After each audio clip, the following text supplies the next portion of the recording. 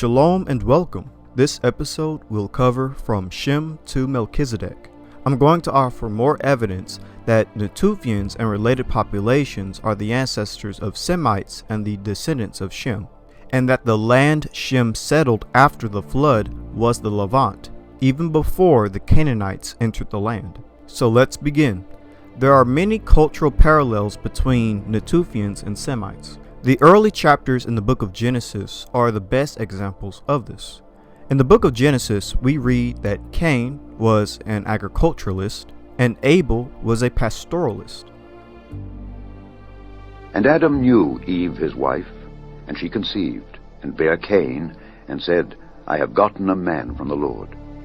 And she again bare his brother Abel. And Abel was a keeper of sheep, but Cain was a tiller of the ground. And in process of time it came to pass that Cain brought of the fruit of the ground an offering unto the Lord, and Abel he also brought of the firstlings of his flock and of the fat thereof. And the Lord had respect unto Abel and to his offering, but unto Cain and to his offering he had not respect. And Cain was very wroth, and his countenance fell. Interestingly enough, Natufians were the first pastoralists and agriculturalists. According to the book The Winds of Change, it reads, the Natufians were a Neolithic culture that extended from modern-day Israel to southeastern Turkey, and around 11,500 years ago, they were among the first peoples to start cultivating grains and domesticating cattle, sheep, goats, and pigs in this landscape, which varied from Mediterranean woodland to scrubland and steppe. And according to the paper titled The Natufian Culture in the Levant, Threshold to the Origins of Agriculture, and it reads, data have led to the recognition that a Natufian homeland existed in the central Levant, and that the Natufians were secondary foragers and perhaps the earliest farmers. This information led to the recognition that the Natufian culture played a major role in the emergence of the early Neolithic farming communities, or what is known as the Agricultural Revolution. And as we can see according to the paper, again, the Natufian culture in the Levant, Threshold to the Origins of Agriculture, and there is a map that shows you the distribution of the Natufian culture, and it is within the Levant, the central Levant, going from Sinai all the way up into modern-day Syria. So again, the Natufians are the world's first pastoralists and agriculturalists, and according to the scriptures, Cain and Abel are the first pastoralists and agriculturalists. But the parallels between the early chapters of Genesis with the Natufians doesn't end there. Another interesting parallel between the Natufians and the early chapters of Genesis is when Noah creates alcohol. And Noah began to be an husbandman, and he planted a vineyard. And he drank of the wine, and was drunken, and he was uncovered within his tent. The Natufians were the first to create alcohol. Beer and wine are both ethanol-based drinks.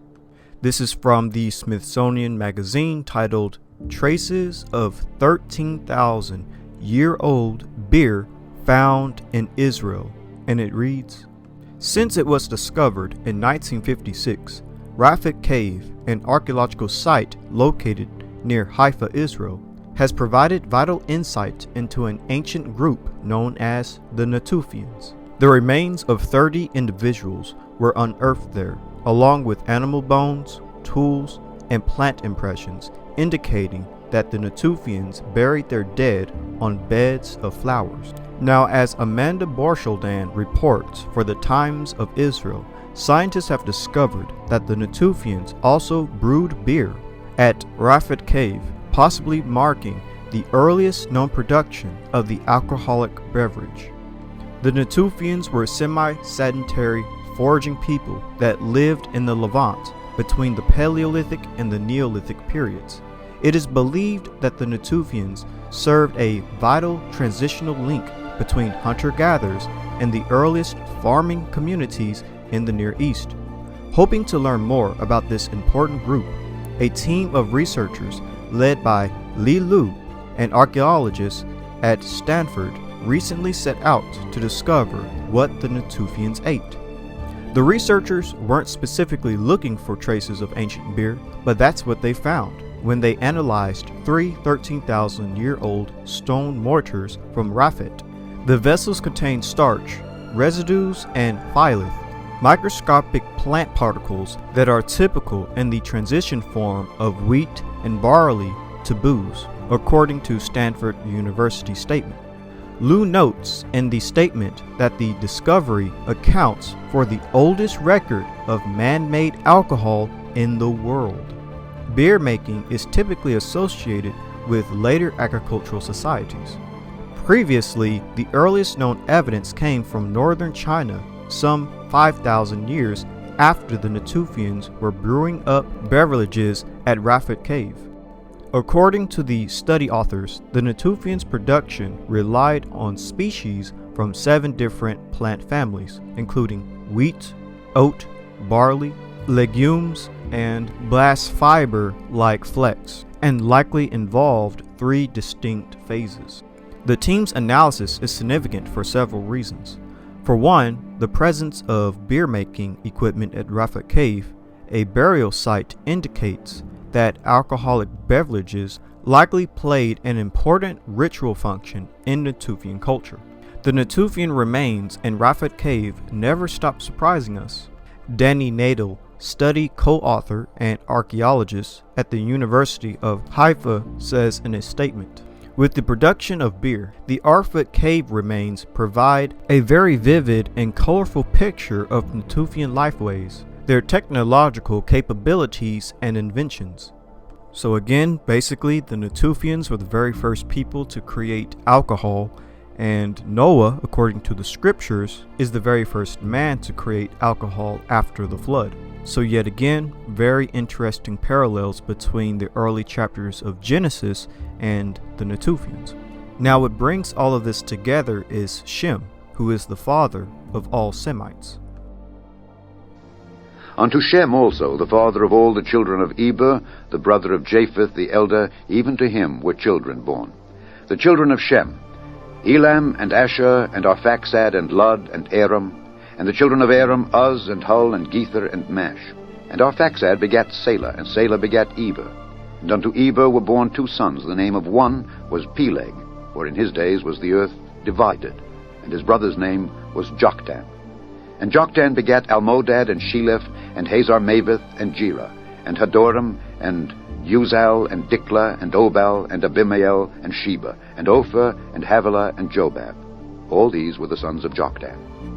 And their dwelling was from Mesha, as thou goest unto Sephar, a mount of the east.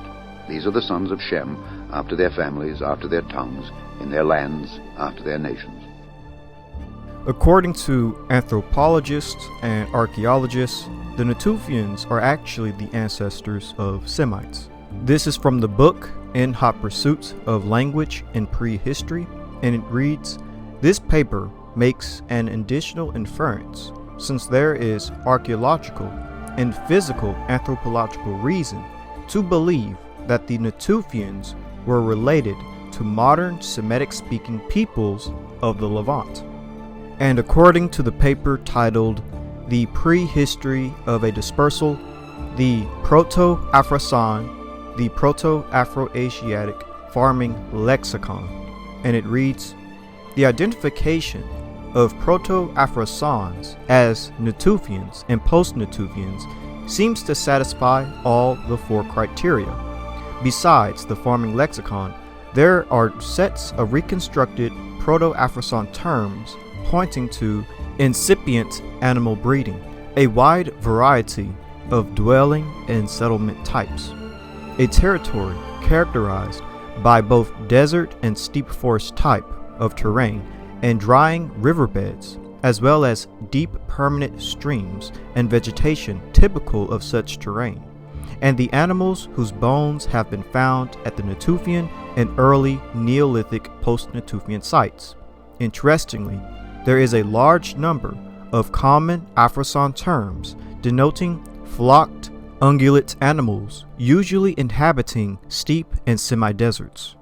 Finally, the Levant appears to be an attested region from where population began to spread, starting in the early Neolithic, covering not only wide tracts of southwestern Asia, but also the adjacent parts of the Mediterranean and Africa.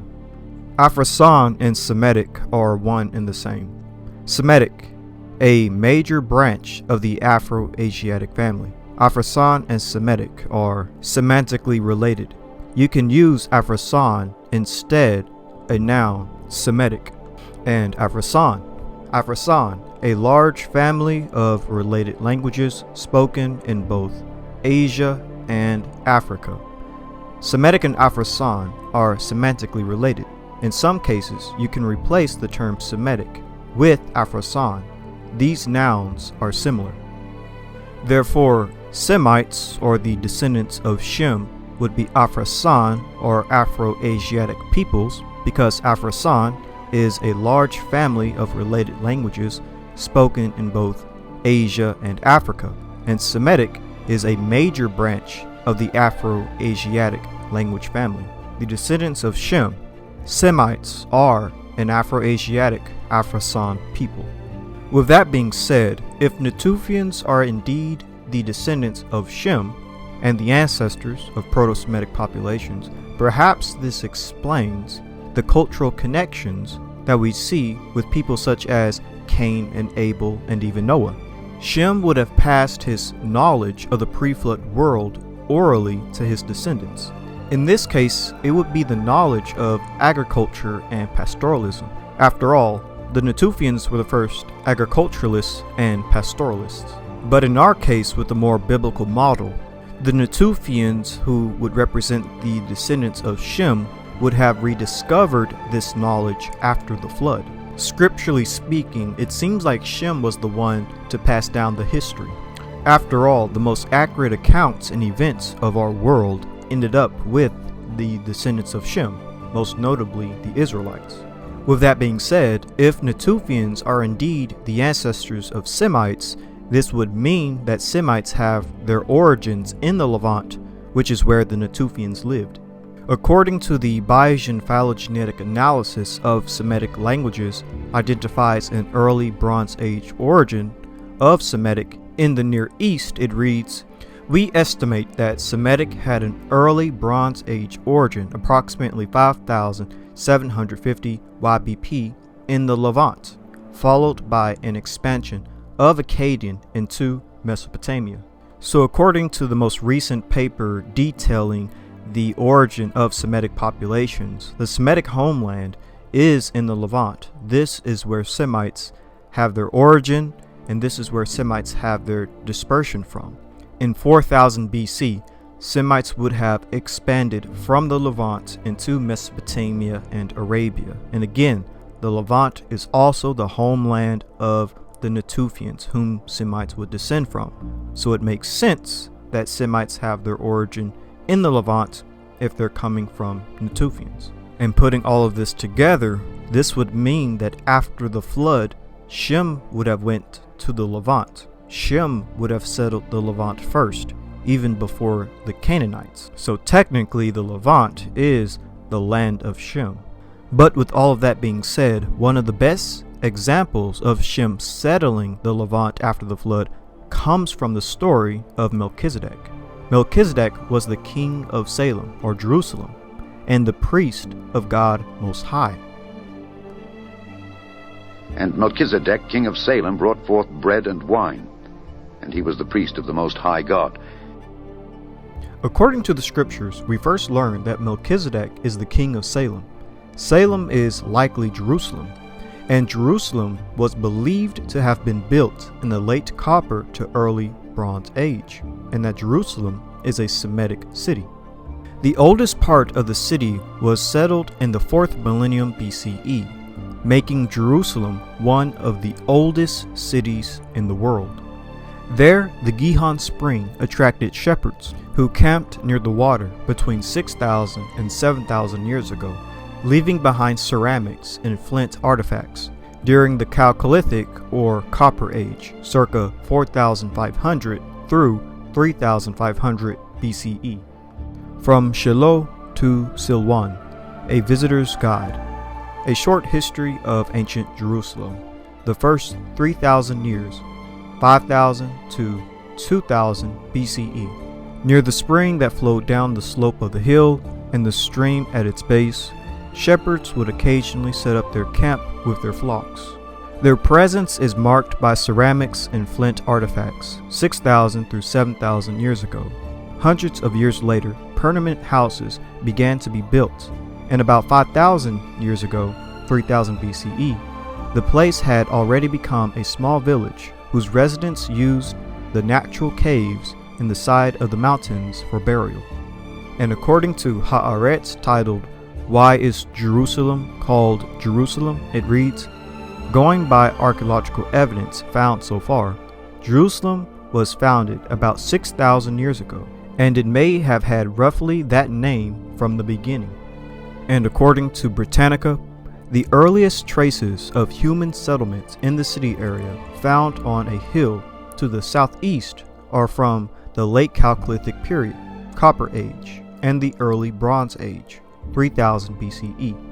Excavations have revealed that a settlement existed on a site south of the Temple Mount, and a massive town wall was found just above the Gihon Spring, which determined the location of the ancient settlement. The name, known in its earliest form is Salem, is probably of Western Semitic origin, and apparently means foundation of Shalom, God. A biblical narrative mentions the meeting of the Canaanite Melchizedek, said to be the king of Salem, Jerusalem, with the Hebrew patriarch Abraham. Some traditions even state that Melchizedek was either Shem or Eber. Personally, I don't agree with this interpretation, but this is a held tradition. In the Bible, Melchizedek was the king of Salem and priest of El Elyon, often translated as Most High God. He is first mentioned in Genesis chapter 14, verse 18 through 20, where he brings out bread and wine and then blesses Abraham and El Elyon. Chazalic literature, specifically Targum Jonathan, Targum Yerushalmi, and the Babylonian Talmud, presents the name as a nickname title for Shem.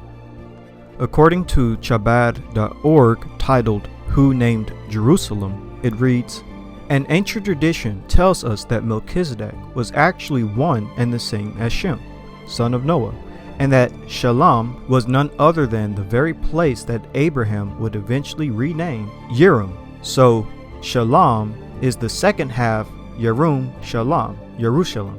Now, another important factor to Melchizedek is that we learn that Melchizedek is the priest of God Most High. And Melchizedek, king of Salem, brought forth bread and wine, and he was the priest of the Most High God. And he blessed him, and said, "Blessed be Abram of the Most High God, possessor of heaven and earth, and blessed be the Most High God, which hath delivered thine enemies into thy hand."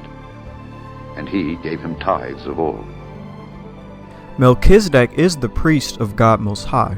This is important because the priesthood likely began with Shem. And he said, "Blessed be the Lord God of Shem, and Canaan shall be his servant." Unto Shem also, the father of all the children of Eber, the brother of Japheth the elder, even to him were children born. And Melchizedek, king of Salem, brought forth bread and wine, and he was the priest of the Most High God. The priesthood that Melchizedek was under likely began with Shem. Why? Well, in pre-Mosaic times, priestly duties were performed by the father, or patriarchal head of the family or tribe. In patriarchal times, the office was held and its duties were discharged by those who occupied some sort of headship, and particularly by the father or the chief of the family and of the tribe. Thus, Noah, in his capacity of priest and in behalf of his household, built an altar unto Yahweh, and took every clean beast and every clean bird, and offered burnt offerings on the altar. Genesis chapter 22, verse 13. Melchizedek, priest of God Most High, Genesis chapter 14 verse 18, Isaac built an altar there and called upon the name of Yahweh. Genesis chapter 26 verse 25, as did Jacob. Genesis chapter 33 verse 20. In these cases, priestly acts were performed by the patriarchs in their capacity as fathers of their family or head of clans. From the beginning, priesthood with its acts of expiation and of worship was thus recognized as a divinely instituted office, and that was from netbible.com. As you can see from the chart above, Noah carried the priesthood through the flood, and it would have been passed on to Shem, then Eber, and then the next one who was alive when Eber died would have been Abraham. Melchizedek by Adam Becker. I agree that Melchizedek was either Shem or Eber. Both were in line of the priesthood, and their lives overlap Abram's. Either Shem or Eber was, at that time, king of the nearby city of Salem, which was across a small valley from the city Jeru, which later merged together into a single city, Jerusalem. The priestly line passed from Noah, Shem, Eber, Abraham, then on down to the line of Levi. Now again, I personally don't believe that Melchizedek was Shem or Eber, but I do believe that Melchizedek was a Semitic king that ruled over Salem. Salem being Jerusalem, a Semitic kingdom in the Levant that was worshiping the god of Shem. Because of this, I believe it's important to note that the priesthood and the knowledge of the god of Shem is in the Levant. It's in the land of Israel. We don't find the priesthood of God Most High, El Elyon, in Armenia or Anatolia or Iran or even Mesopotamia. We only hear about Melchizedek, the king of Salem, Jerusalem, the priest of God Most High, El Elyon, in the Levant. Furthermore, we know that Jerusalem is a Semitic kingdom built in the late Copper and early Bronze Age. Semites were in the Levant during this time, and this actually proves that Semites were in the Levant even before Abraham arrived. Abraham was not the first Semite in the Levant. Furthermore, why is the priesthood and the knowledge of the god of Shem in the Levant? Perhaps it's because Shem was the first to settle the Levant, and therefore that knowledge and the priesthood is in the Levant. This actually perfectly fits with archaeology, since we know that Semites expand from the Levant. Their homeland and origins is in the Levant, because Semites descend from the Natufians, who are also an ancient Levantine population, who would represent the best population as the early descendants of Shem. Everything is starting to come together now. As a matter of fact, tradition even states that Shem settled the Levant after the flood. This is why the story of Abraham is very interesting, because there are a few Semites in the land when he arrives. But that's because, according to tradition, the land of Shem was stolen by the Canaanites. So in a sense, Abraham is reclaiming stolen land, which belonged to Shem first. Abraham, Isaac, Jacob, the Israelites, and more importantly, the Most High, are not thieves. They aren't stealing the land from the Canaanites. It's actually the Canaanites who stole the land first from Shem. From the University of California Press, titled Conception of the Conquest of the Land During the Second Temple Period, and it reads, according to the book of Jubilees, chapter 8, Shem, the son of Noah, inherited the entire idle land of Israel, from the Euphrates to the Red Sea. Later, the Canaanites took the land by force, and were therefore cursed. Jubilees chapter 10, verse 29 through 34. The book of Jubilees thus deviates from what appears in the list of nations in Genesis chapter 10, in which the land of Canaan was allotted to Ham's son Canaan. Genesis chapter 10, verse 15 through 19.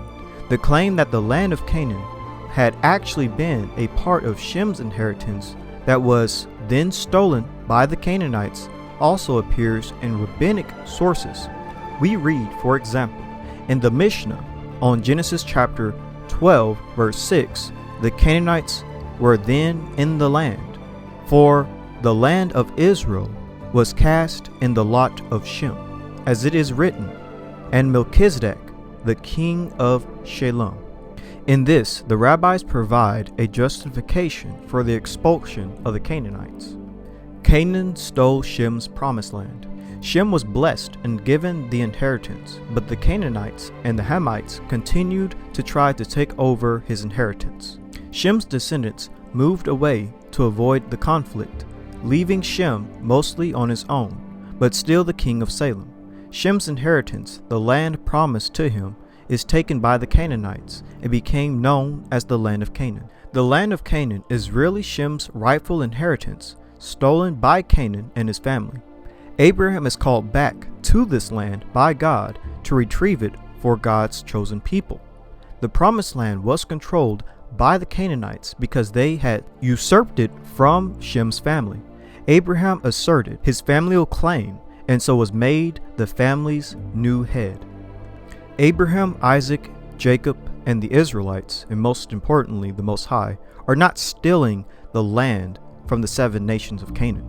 In reality, they are reclaiming the ancestral Semitic homeland, the land of Shem.